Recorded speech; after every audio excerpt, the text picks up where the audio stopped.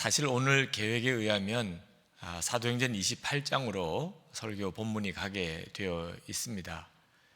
근데 말씀을 묵상하는 중에 성령께서 사도행전 27장에서 또 하나 더 말씀을 전해야 할 것이 있다고 마음을 강하게 주셔서 오늘 여러분과 그 말씀을 같이 나누려고 합니다. 주의 성령께서 제 마음을 강하게 사로잡은 구절이 맨 마지막 구절입니다. 마침내 모든 사람들이 다 상륙하여 구조되니라 하는 말씀입니다. 사도 바울이 타고 있었던 그 배에 276명이 그 배에 있었습니다. 다 좋은 사람들은 아니었어요. 선원들은 활락가가 있는 좀 더 큰 항구에서 겨울을 보내려고 항해할 철이 지났는데도 불구하고 모험을 시도했던 사람들입니다. 선원들은 별로 좋은 사람들이라고만 하기는 어렵죠. 로마 군인들은 전쟁터에서 수많은 사람들을 죽이기 때문에 사람 죽이는 일을 별로 크게 생각하지 않는 그런 좀 거친 사람들입니다. 죄수들이 그 배에 타고 있었는데 사도 바울은 물론 복음 전도 때문에 죄수가 됐지만 정말 죄질이 나쁜 사람들도 상당히 있었다고 보아야 하지요. 다른 배에 타고 있는 사람들도 다 좋은 사람들만이었겠습니까? 그런데 하나님께서는 그 배에 타고 있는 모든 사람들이 다 구원받기를 하나님이 원하셨어요. 하나님의 마음을 사도 바울이 22절에서 이미 우리가 보았던 대로 증거합니다. 이제는 안심하라. 너희 중 생명에는 아무런 손상이 없겠고 오직 배뿐이리라. 하나님의 응답을 받았기 때문입니다. 24절 말씀에 바울아 두려워하지 말라. 내가 가이사 앞에 서야 하겠고 또 하나님께서 너와 함께 항해하는 자를 다 내게 주셨다 하였으니. 그러니까 사도 바울은 그 배에 타고 있는 모든 사람이 그 사람이 어떤 사람이든지 간에 사도 바울로 인하여 다 구원을 받게 될 것에 대해서 하나님의 계획을 알았습니다. 자, 그러나 배에 탄 모든 사람들이 다 구원받기까지는 두 번의 고비가 있었어요. 한 번은 30절에서 32절까지의 사공들이 배가 이거 온전치 못하겠구나, 다 살기는 어렵겠구나, 그러면 우리들끼리라도 살자. 그래서 구명정을 내리고 선원들끼리 도망가려고 했던 적이 있었습니다. 그때 사도 바울이 군인들에게 저 사람들을 붙잡으세요. 그렇지 않으면 다 죽습니다. 그래서 그 선원들이 도망가지 못하도록 적극적으로 막았습니다. 또 두 번째는 오늘 본문입니다만 42절에서 44절까지 배가 섬에 가까이 가다가 그만 난파가 돼서 배가 깨어져 나가게 되니까 로마 군인들이 죄수들이 헤엄쳐서 막 도망갈까봐 죽여버립시다, 죄수들을. 그런데 율리오 백부장이 사도 바울도 죽게 될까봐 다 살려두라. 그래서 여러분 중에 헤엄칠 수 있는 사람은 누구든지 알아서 섬으로 가시오. 나머지는 배에 있는 기물들을 가지고 헤엄쳐서 가게 해서 다 살았어요. 두 번의 위기가 있었는데 다 잘 고비가 넘어가서 그 배에 탄 사람들이 다 살았다 하는 바로 그 내용이 오늘 하나님께서 우리 모두에게 주시고자 하시는 중요한 메시지입니다. 우리가 공동체 생활을 합니다. 혼자 사는 사람은 없죠. 가정도 있고 교회도 있고 나라도 있습니다. 이 공동체를 어떻게 봐야 하는지, 또 우리가 서로 사람들을 대하는 태도가 어떤 태도여야 하는지를 하나님이 말씀해 주고 계십니다. 사도 바울이 탄 배가 풍랑을 만났듯이 우리의 공동체도 위기가 올 때가 있습니다. 가정도 교회도 나라도 풍랑을 만나는 큰 어려움이 있을 수가 있어요. 자, 이와 같을 때 여러분들이 그 문제가 얼마나 크냐 작으냐에 신경을 쓰는 것보다 더 중요한 것이 있다는 거예요. 문제는 아무리 커도 하나님보다 클 수는 없습니다. 우리는 이미 구원받고 성령님께서 우리 마음에 오셨기 때문에 문제가 아무리 커도 사실은 걱정할 것이 없습니다. 성경에 366번 두려워하지 말라고 말씀이 나온다고 그러죠. 두려워하지 말라, 하나님께서. 하나님은 더 크신 하나님이시니까. 고린도전서 10장 13절에 보면 사람이 감당할 시험 밖에는 너희가 당한 것이 없나니 오직 하나님은 미쁘사 너희가 감당하지 못할 시험 당함을 허락하지 아니하시고 시험 당할 즈음에 또 피할 길을 내사 너희로 능히 감당하게 하시느니라. 아멘입니다. 문제 만나면, 어려운 일 겪으면 여러분 마음에 오히려 믿음을 붙잡고 두려워하고 염려하지 않고 더욱 하나님을 바라보기만 하면 다 구원받습니다. 진짜 우리가 신경 써야 할 것은 그 어려운 문제를 통해서 악한 마귀가 역사하는 것입니다. 정말 여러분이 신경 써야 할 것은 영적인 마귀의 시험이지 문제가 큰 것이 아니라는 겁니다. 그래서 어려울수록 우리가 더욱 예수님의 마음을 품어야 합니다. 빌립보서 2장 5절에 너희 안에 이 마음을 품으라 곧 그리스도 예수의 마음이니. 왜 그런가? 왜 어려울수록 예수님의 마음을 품어야 되나? 마귀가 우리를 깨트리려고, 공동체를 깨트리려고, 어려운 일을 계기로 해서 우리를 깨트리려고 역사하기 때문입니다. 오늘 성경에 나오는 대로 두 가지 무서운 마귀의 공격이 시작이 됩니다. 어려운 일이 생기면 집에서도 교회에서도 나라도. 첫 번째는 나 하나 살아야 되겠다, 나만이라도 살아야 되겠다 하는 이기적인 마음이 이제 일어납니다. 어려운 일 생기면 반드시 그런 사람들이 일어납니다. 나 하나라도 살아야지. 이런 마음은 전부 다 죽는 일이에요. 그게 무서운 시험이라는 걸 알아야 합니다. 두 번째는 서로 판단하고 정죄하는 것. 로마 군인들이 죄수들은 아예 죽여버립시다. 지금 이런 것처럼 어려운 일이 생기면 서로 판단하고 정죄하고 저 사람은 좀 없어졌으면 좋겠어, 저런 사람은 좀 없어졌으면 좋겠어. 이런 일들이 일어나요. 편안할 때는 잘 모르다가 어려운 일 생기면 그런 역사들이 일어나요. 여러분이 이제 정신 똑바로 차리고 한번 보세요. 힘들고 어려운 일이 닥칠 때 정말 정신 차리고 보시면 자기만 살겠다고 하는 마음이 일어나고, 그리고 서로 정죄하고 판단하는 일들이 일어납니다. 그때 여러분들이 그 점이 진짜 우리가 싸워야 될 싸움이구나 하는 것을 아셔야 합니다. 절대로 어려울 때 사람하고 싸우면 안 됩니다. 영적인 싸움이에요. 악한 영의 역사와 싸우는 겁니다. 영적 전쟁의 핵심은 하나 되느냐 분열되느냐예요. 어려운 일 생기면 마귀가 우리를 무너뜨리려고 먼저 공격하는 것이 분열시키는 겁니다. 성령님은 하나 되게 하시고, 에베소서 4장 3절에 평안에 매는 줄로 성령이 하나 되게 하신 것을 힘써 지키라.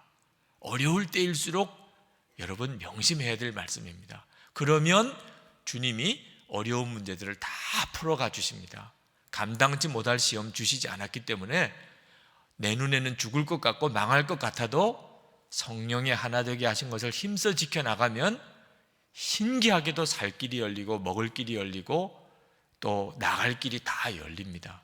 그래서 세상 사람들이 하나님이 살아계시구나 하는 것을 성도들과 교회를 보고 압니다. 요한복음 13장 35절에 너희가 서로 사랑하면 이로써 모든 사람이 너희가 내 제자인 줄 알리라. 세상 사람들이 다 알아요. 아, 하나님이 저들과 함께 계시구나. 요한복음 17장 21절에 아버지여, 아버지께서 내 안에 내가 아버지 안에 있는 것 같이 그들도 다 하나가 되어 우리 안에 있게 하사 세상으로 아버지께서 나를 보내신 것을 믿게 하옵소서. 힘들고 어려운 일이 닥쳐올 때 마귀는 마음을 분열시키고 혼자 살겠다고 하고 서로 정죄하고 판단하게 만드는 일이 일어날 것이다. 정신 차리고 보면 반드시 그런 일이 일어나요. 여러분 마음에서도 또 어떤 사람들에게서 일어납니다. 그때 문제가 어려운 것은 하나님보다 더 클 수가 없으니 하나님이 반드시 해결해 주신다고 믿고 바로 그 싸움과 싸워야 하는 거예요. 분열을 일으키는 악한 영과 싸워야 합니다. 하나 되는 것을 끝까지 지키면 그 어려웠던 일이 놀라운 간증이 다 되고 오히려 주변 사람들에게 하나님은 진짜 살아계시구나, 저 사람들과 함께 계시구나 하는 것을 다 알게 된단 말입니다. 지금 감리교회, 저희 교회가 소속되어 있는 감리교회가 굉장한 어려움을 겪고 있습니다. 말할 수 없는 어려운 형편에 있습니다. 제가 얼마 전에 우리 감리교회 사태를 위해서 몇몇 목사님들과 성명을 발표한 적도 있었습니다. 여러분들 중에는 좀 걱정하시는 분들도 있으리라고 싶습니다. 제 성격과도 잘 맞지 않는 일을 하기도 했지요. 처음에 감리교회에 이런 어려운 일이 벌어질 때는 사실 감리교회를 떠날까 하는 생각까지도 했었습니다. 이 감리교회는 소망이 없구나 이런 생각도 했고 지금도 그렇게 생각하는 목사님들이 계십니다. 그러나 그때 하나님께서 저에게 이 감리교회의 문제는 내 책임도 있다 하고 말씀하셨어요. 저는 어떤 사람들로 인해서 감리교회가 이렇게 되었다고만 생각했습니다. 그래서 이런 감리교회는 더 있고 싶지도 않아 그런 마음도 들었었는데 하나님께서는 내 책임도 있다. 그래서 감리교회 문제에 대해서 제가 할 수 있는 한 제 마음을 다해서 섬겨야 할 일이구나 하는 생각을 했던 거죠. 예수님은 교회가 잘못 있어도 욕을 먹어도 교회를 사랑하십니다. 한국 교회가 여러 가지로 좀 타락한 모습도 보이고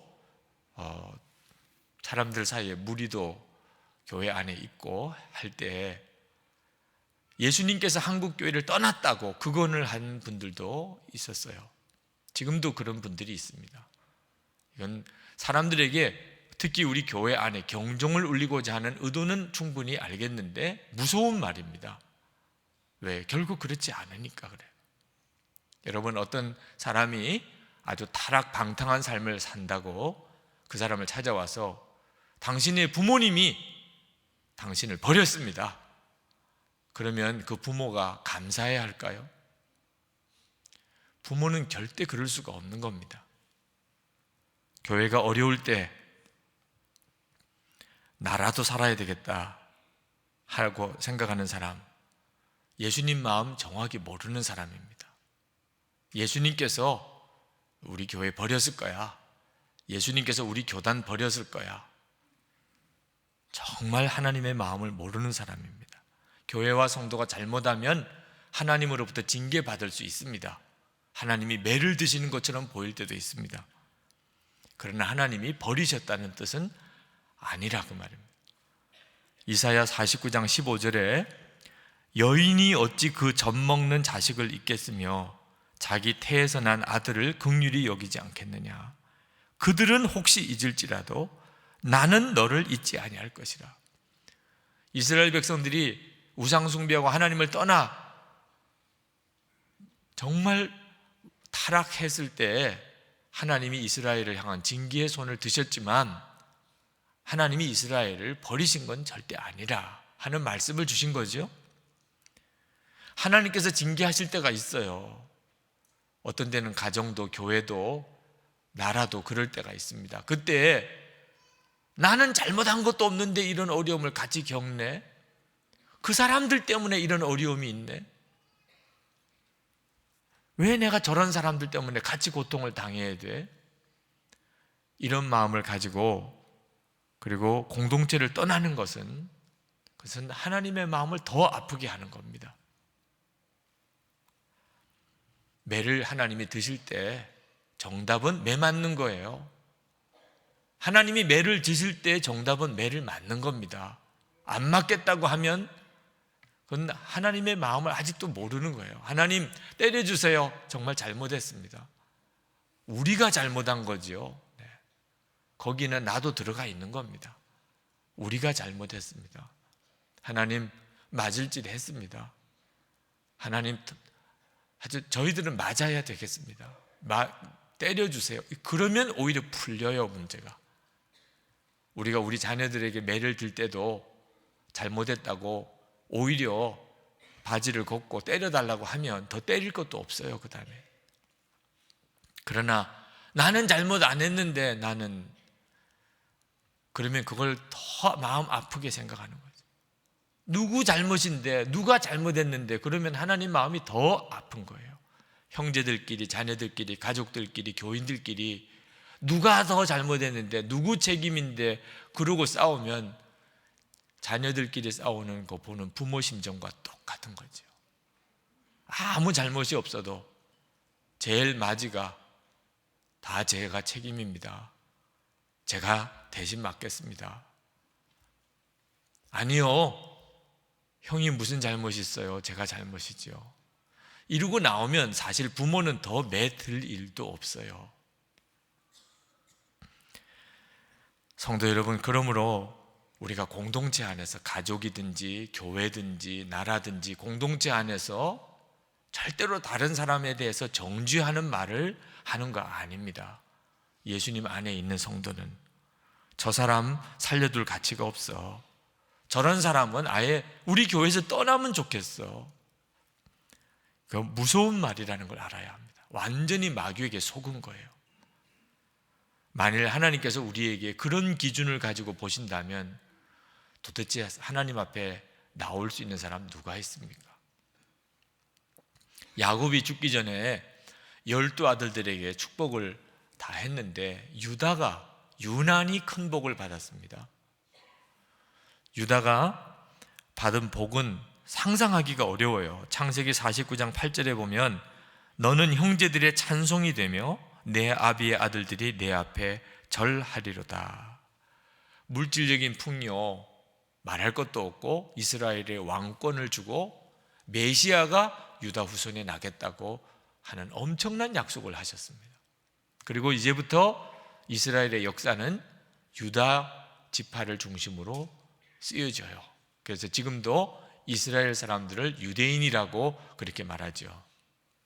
어떻게 유다가 그런 복을 받았을까요? 유다의 짧은 삶을 한번 돌아보면 유다는 계속 다른 사람을 살려주는 일을 했어요. 요셉이 형제들에게 아주 죽을 뻔했죠. 그때 유다가 죽이지 말고 우리 미디안 상인들에게 팔아서 살려주자, 그래서 돈이라도 얻자 하면서 요셉을 살려줍니다. 며느리 다말이 시집 자기에게 남편을 정해주어서 아기를 낳지 않게 한다고 술을 써가지고 창녀처럼 변장을 해서 시아버지인 유다와 관계를 맺고 아기를 임신을 합니다. 유다로서는 부끄러운 일이죠. 그냥 모른다 그러고 그냥 죽여버리면 그걸로 끝인데, 유다가 며느리 다말이 나보다 더 옳다, 내가 잘못했다, 그리고는 며느리 다말을 살려줍니다. 베냐민 곡식 사러 갔다가 도둑으로 누명을 쓰고 이제 붙잡힐 지경이 되었을 때 유다가 내가 대신 종이 되겠어. 내가 베냐민 돌아가지 않으면 우리 아버지 야곱은 죽습니다. 내가 대신 종이 되겠습니다. 그래서 자기가 대신 종이 된 사람이에요. 그러니까 유다는 마음에 철저히 다른 사람을 살려줘야 되겠다 하는 마음을 가지고 있었던 사람, 하나님 마음에 꼭 들은 사람이죠. 그래서 유다가 그런 복을 받았어요. 유다 지파가 그대로 합니다. 이스라엘 정복 전쟁을 할 때 하여튼 유다 지파는 언제나 선봉이에요. 그 옛날 전쟁은 아시죠? 제일 선봉이 제일 많이 죽습니다. 그래도 유다 지파는 무슨 전쟁이든지 선봉은 유다 지파예요. 그러니 전쟁터에 나가서 얼마나 많이 죽었겠어요? 근데 인구를 계수하니까 유다 지파가 제일 많아요. 하나님이 복을 주신 거지요. 그러므로 성도 여러분, 하나님의 마음을 잘 읽으셔야 돼요. 하나님은 우리처럼 누가 잘했고 못했고 이거 따지지 않습니다. 하나님은 다 살리기를 원하세요. 우리가 볼 때는 살릴 만한 가치가 없습니다. 그래도 하나님은 그렇지 않아요. 우리 예수 믿는 사람을 통해서 우리 주변의 가족이든 교회 교우든 또는 우리 나라 여러분의 직장 생활이든 다 다른 사람을 살려내는 일을 하고 싶어 하시고, 그런 마음을 가지고 있으면 너무너무 기뻐하세요. 어려운 일 생기면, 시험 생기면 사람들의 마음이 다 이상하게 변합니다. 악한 영이 역사하기 때문에요. 자기만 살려고 그러고 서로 정죄하고 판단하려고, 그래서 서로 죽이려고 하는 마음도 일어나요. 영적인 분별 잘 하셔야 됩니다. 어느 목사님 어머님이 88이신데 오래 사신 장수하신 경우죠. 하루는 어머님, 이제 어머님도 돌아가실 때가 됐잖아요. 그렇게 말씀을 드렸대요. 그랬더니 어머님께서 그래 맞아, 나도 이제 죽을 때가 됐는데 이렇게 산다, 그렇게는 말씀하시고는 그 다음부터 말씀이 거의 없으시더래요. 그 자식의 말이 그 어머니 마음에 좀 섭섭하셨던 거죠. 어느 권사님 늘 목사님 저 좀 빨리 죽게 기도해 주세요. 저 살 만큼 살았어요. 더 사는 게 힘들어요. 이제 하나님께 바로 갈 수 있게끔 기도해 주세요. 늘 그러더래요. 그 권사님 댁 신방을 갔는데, 아유 목사님 바쁘신데 우리 집에 안 오셔도 되는데 오셨네. 마음에도 없는 이야기죠. 그러시길래 목사님도 농담처럼 받으시기를, 아유 권사님 빨리 돌아가시도록 기도해 드리려고 왔지요, 그랬대요. 그 다음부터 목사님하고 이야기 안 하신대. 농담도 사람을 죽이는 농담은 하지 않아야 하는 거예요.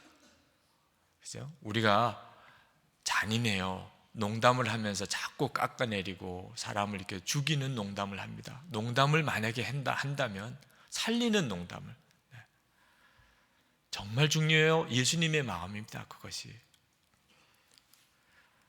예수님의 마음은 다른 사람을 존중해주고 배려하고 살려주는 마음이고, 마귀의 마음은 자기만 생각하고 교만하고 배타적인 마음입니다. 자, 어떻게 하면 예수님의 마음을 품지요? 위기가 올 때, 시험이 올 때.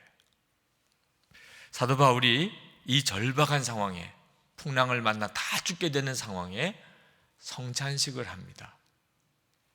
35절에 떡을 가져다가 모든 사람 앞에서 하나님께 축사하고 떼어 먹기를 시작하며, 성찬이 뭡니까?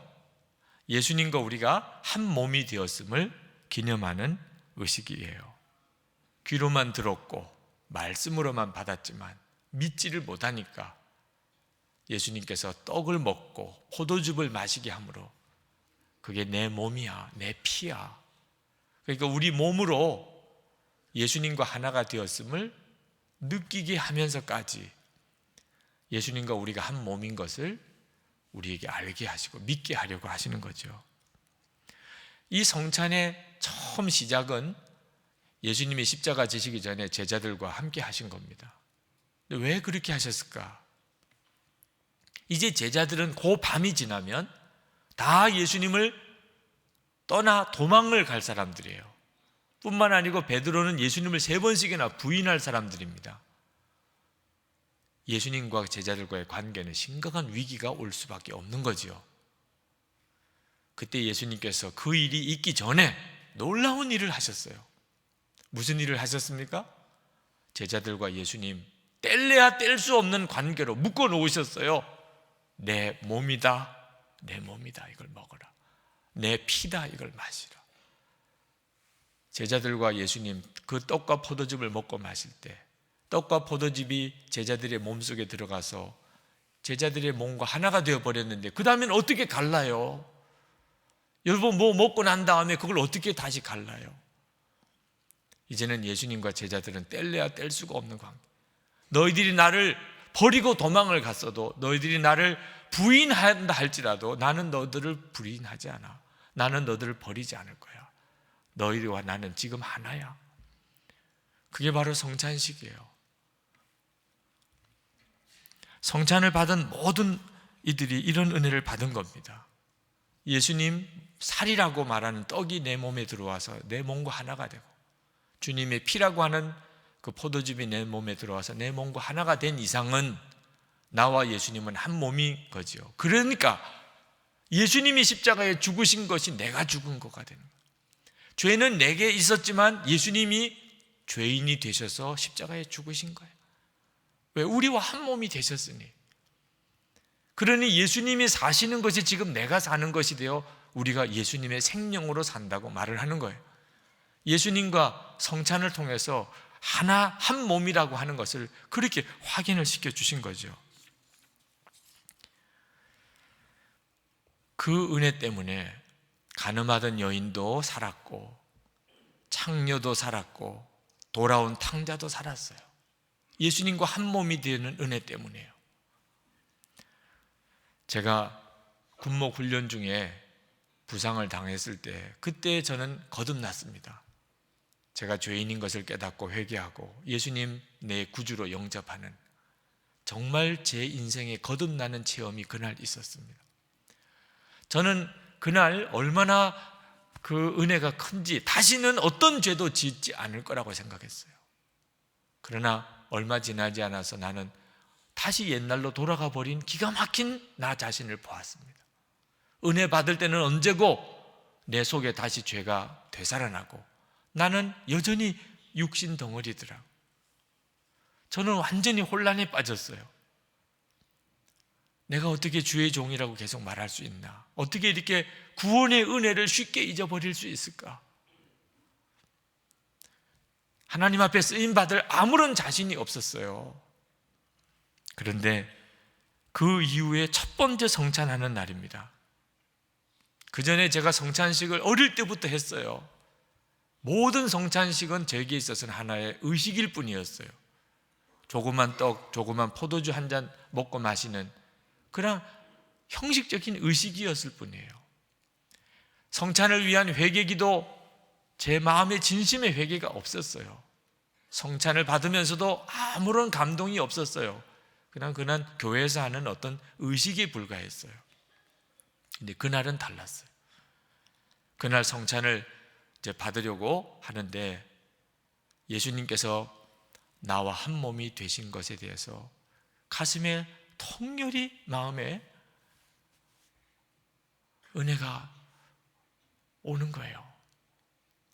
이 떡을 먹는 것, 이 포도주를 마시는 것이 예수님이 나와 한 몸이 되신 거구나. 그때 저는요, 저 자신에 대해서 완전히 좌절하고 있었어요.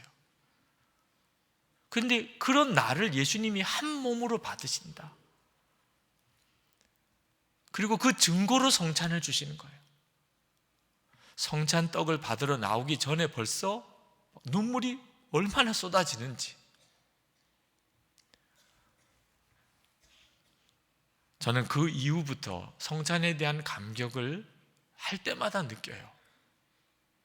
주님과 내가 한 몸이 되게 주님이 나를 받아주신 거. 버리지 않겠다. 나 절대 너 버리지 않겠다. 그래서 저희 교회에서 매월 첫째 주일은 반드시 성찬을 하는 겁니다. 근데 성도 여러분, 성찬식의 은혜는 예수님과 하나 되는 것만 있는 게 아니에요. 성찬을 함께 받는 모든 성도들이 하나가 되는 은혜가 또 놀라운 것입니다. 예수님과 성찬떡을 통해서 한 몸이 된 것을 확인했듯이 우리들이 다 같은 떡을 먹은 거예요.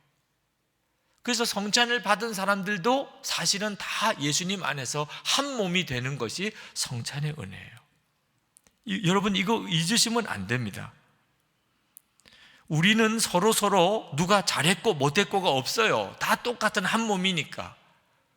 누가 만약에 잘못했다면 내가 잘못한 거죠. 누가 잘했다면 내가 잘한 거고요. 그게 바로 성찬 받은 성도들이 서로에 대해서 가져야 될 마음의 태도입니다. 왜? 한 성찬을 받았으니까. 같은 성찬을 받고도 여전히 남남처럼 여기는 이들이 있습니다. 같은 몸이라고 느껴지지 않고 또 하나 되기 싫기 때문이에요. 교회가 왜 이래? 벌써 나는 판단하는 사람의 입장에 있는 거죠. 교회와 하나 되고 싶지 않다, 이런 뜻이잖아요. 당신은 나하고 달라. 나는 당신과 다른 사람이야. 벌써 그 사람과 나 사이에는 또 하나 될 수 없는 벽을 가지고 있는 거죠. 같은 성찬을 받고도 그렇다는 거예요. 제가 성찬의 은혜를 깨닫기 전에는 성찬 받으면서도 다른 사람들에 대해서 굉장히 비판적인 마음을 여전히 가지고 있었어요. 성찬을 받으면서도 은혜를 깨닫지 못했으니까. 싫은 사람은 싫은 사람이에요. 나쁜 사람은 나쁜 사람이죠. 교회 현실에 대해서도 굉장히 비판적이고 나라에 대해서도 굉장히 비판적이었어요. 그런데 성찬의 은혜를 깨닫고 바뀌었어요. 어느 날 제가 성찬을 받으면서 참회의 기도 시간을 갖는데 용납이 안 되는 사람들이 마음에 걸리더라고요.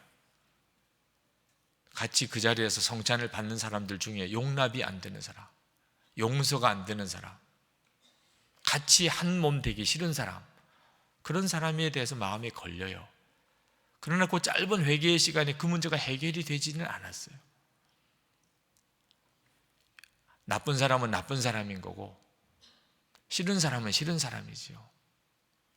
자, 그런데 성찬 떡을 받았습니다. 그리고 성찬 떡을 입에 넣어서 이렇게 씹어 삼키는데 갑자기 속에서부터 울컥하는 거예요. 예수님께서 나와 한 몸 되시는 것이 얼마나 힘드셨을까 하는 생각을 그전에는 해보지 않았어요. 내가 예수님과 한 몸 되는 기쁨만 생각했죠. 내가 예수님과 한 몸이 되는 축복이구나, 이런 생각만 했지, 예수님의 입장에서 나와 한 몸 되는 일이 얼마나 힘드셨을까. 제 마음속에 누구는 용서 안 된다고 그러고 누구는 싫다고 그러고 여전히 그런 완고한 마음을 가지고 있는 나와 예수님이 한 몸이 되시는 일이 당신의 입장에서는 얼마나 힘드셨을까. 그 생각이 드는데 떡을 제대로 삼키지를 못하겠는 거예요. 그때 내가 다른 사람과 하나 되는 일이 힘들다, 어렵다고 못한다 할 문제가 아니구나. 주님은 나와 하나가 되어주신 건데 내가 왜 다른 사람을 싫다, 하나 되기 힘들다, 왜 그렇게 하고 있었을까. 그게 그 순간에 그냥 해결이 되어버리더라. 허물 많은 사람, 이런 사람이 다 있나. 전에는 늘 그런 태도였는데 지금은 내가 그렇구나 하고 생각이 바뀌어요. 왜? 그와 나는 주님 안에서 한 몸이니까. 혹시 그에게 문제가 있다면 내가 문제가 있는 거죠. 허물 많은 교회 사랑하게 됐어요. 허물 많은 민족 사랑할 수 있게 됐어요. 성찬 때 받은 은혜 때문에요. 성찬의 은혜를 받고 나니까 그렇게 되더라고요. 죄수들을 죽이려고 했던 로마 군인들, 그들 나름대로는 책임을 다하는 태도입니다. 그죠? 죄수들을 호송해 가야 되는데 죄수들이 도망가 버리면 어떡합니까? 차라리 그러면 죽이는 게 차라리 자기 책임을 다하는 거죠. 그것밖에는 그 군인들은 생각을 못했어요. 지금도 책임 다하는 데 있어서는 칼 같은 분들이 있어요. 하여튼 무슨 일을 맡겨주면 그분은 똑부러지게 일을 잘해요. 거기까지가 한계가 아닙니다. 예수님의 마음을 품으면 더 가요. 내가 똑부러지게 일 잘하는 것이 아니고 모든 사람을 살리려 하는 주님의 마음을 품어요. 그렇죠? 그것이 진짜예요. 그것이 주님의 마음이에요. 그러니까 율리오라는 백부장은 죽이지 마라. 사도 바울을 살리려고 하는 마음을 가지고 나니까 다 살아날 수 있는 사람은 다 헤엄쳐서 가. 그래서 결국은 다 살리잖아요.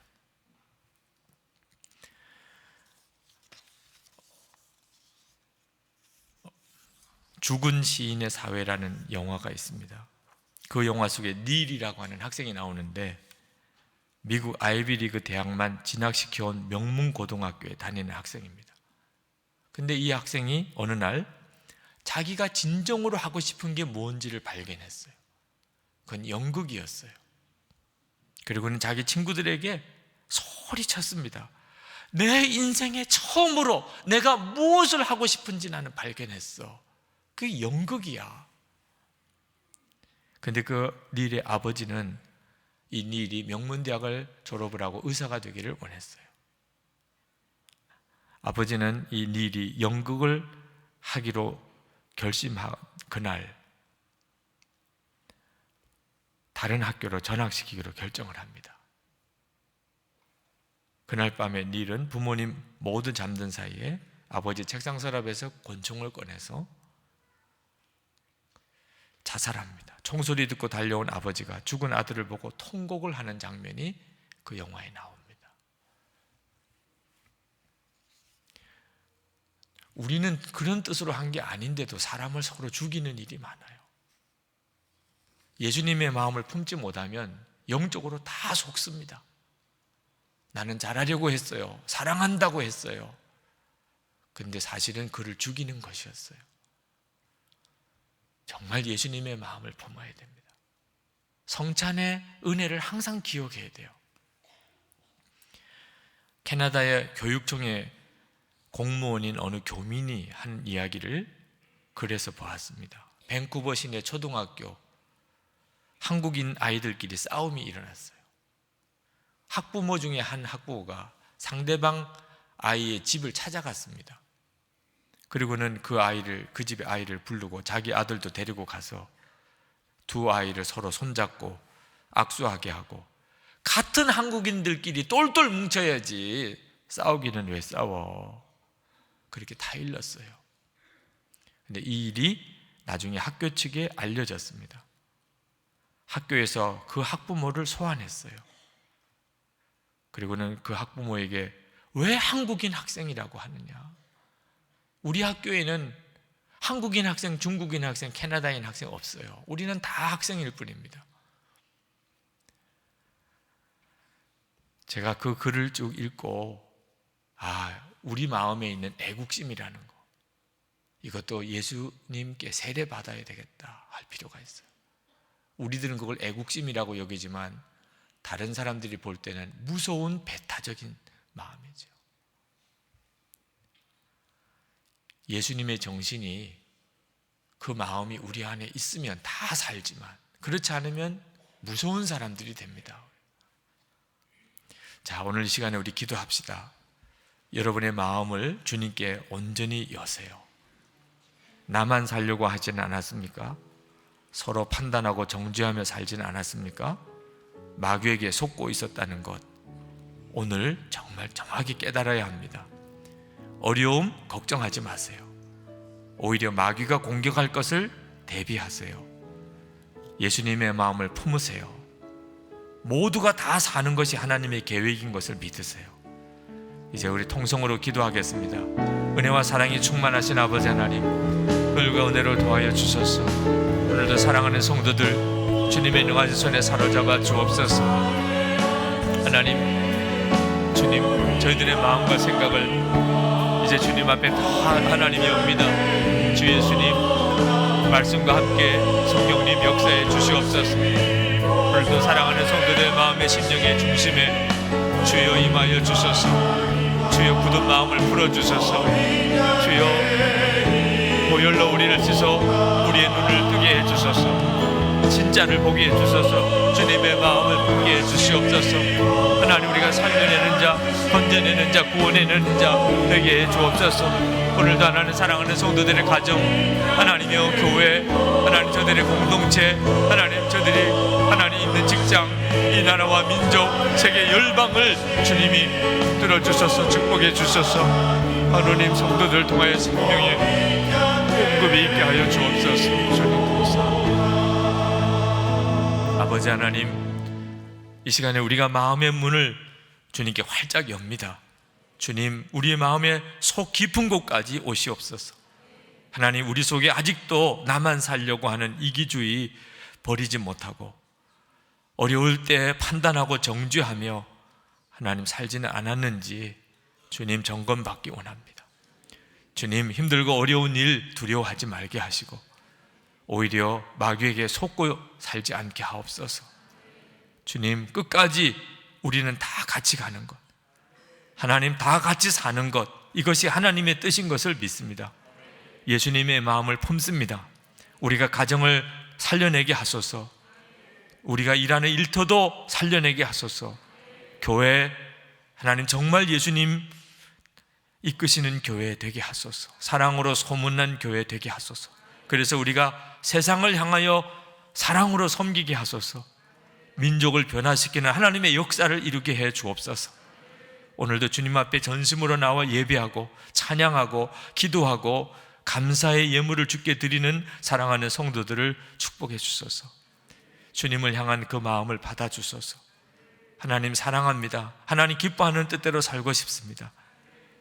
우리 주님, 심령에 주님의 은혜로 충만하게 채우시고 하나님의 은혜와 사랑을 흘려보내어 어떤 사람도 변화시켜내고 살려내는 하나님의 권능 있는 성도가 되게 하시고 성도들의 육신 고쳐주시고 하나님 우리의 자녀들 축복해 주시고 믿지 않는 우리 가족들 구원해 주시고 떠나 있는 우리 가족들 자녀들 지켜주시고 성도들의 기업에 복을 주셔서 힘을 주셔서 주의 일할 힘을 주셔서 가난해서 빚에서 건져 주셔서 주를 위해 어려운 이들을 위해 도울 수 있는 축복의 통로들이 다 되게 해 주소서.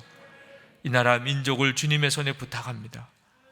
하나님, 거룩한 성도들이 일어나게 하소서. 능력 있는 성도들이 일어나게 하소서. 통일을 감당하게 하소서. 하나님, 열방에 나가 있는 선교사님들을 축복합니다. 열방에는 모든 족속을 다 살려내는 하나님 축복의 나라 한국교회 되게 해 주시옵소서. 예수 그리스도 이름으로 간절히 기도합나이다. 아멘.